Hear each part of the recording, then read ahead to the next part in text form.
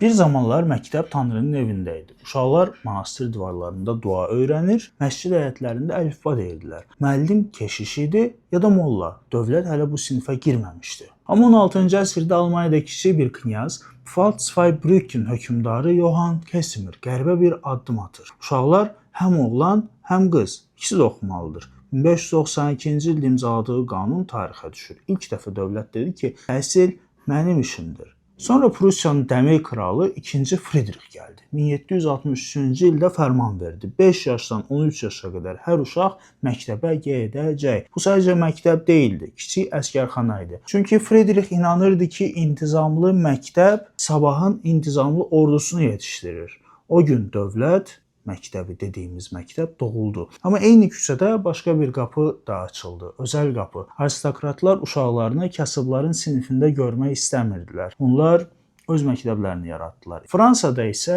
təhsil əsl döyüş meydanına çevrildi. 1880-ci illərdə siyasətçi Jules Ferry tribundan qışqırır: "Məktəb pulsuz olacaq, dünyəvi olacaq, icbari olacaq." Qarşıda isə kilsə dayanmışdı. Kardinallar, rahiblər, minlərlə katolik müəllim uşaqlar bizə də gələcək dedi. Beləliklə Paris küçələrində iki zəng çalınırdı. Biri dövlətin, biri kilsənin. Dövlət məktəbi və özəl məktəb eyni şəhərdə paralel yaşamağa başladı.